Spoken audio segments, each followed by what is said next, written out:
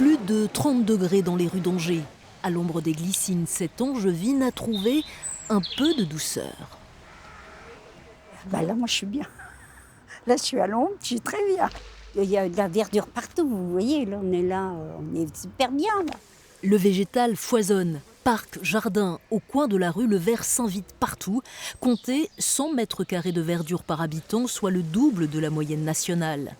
La nature, c'est son domaine. Jacques-Olivier Martin est adjoint aux espaces verts.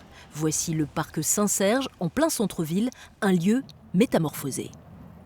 Il y a 6 ans ici, exactement où nous sommes, c'était un hangar SNCF, avec des voies de circulation, que du béton, que de la tôle et que de l'enrobé par terre. Aujourd'hui, c'est 5 hectares de verdure, de végétation, une reconquête complète en fait, de la ville. La revanche du vert sur le bitume, illustration en plein centre-ville, terminer le goudron. Au sol, ce revêtement aux teintes claires est perméable aux pluies. Autre réalisation, proche des habitations, des arbres hauts de plus de 10 mètres. Selon la couverture végétale, la température peut baisser de 2 à 4 degrés.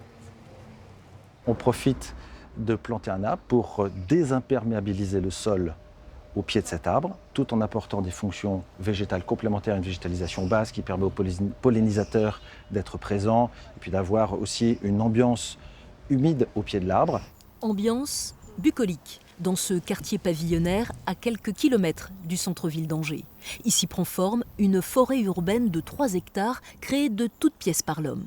L'idée, c'était de construire cette forêt urbaine pour garantir un espace de fraîcheur au niveau de la ville d'Angers, de favoriser la biodiversité, de capter aussi davantage le carbone et puis de limiter aussi l'étalement urbain. Cette volonté politique de végétaliser l'espace urbain fait d'Angers la première ville verte de France, mais c'est aussi l'affaire des habitants. Jardinier amateur, Laurent Marchand bichonne ses plantes et lui rendent bien. Dans sa cuisine trône un mur végétal.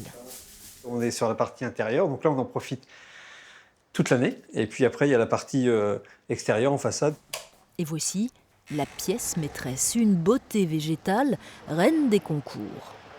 Ça contribue à alimenter cette dynamique du fleurissement de la ville et puis finalement d'être un petit maillon de la première ville verte de France, Angers. Angers, où les arbres sont rois, on en compte 110 000, une canopée urbaine qui doublera d'ici 2026 pour un budget de 10 millions d'euros.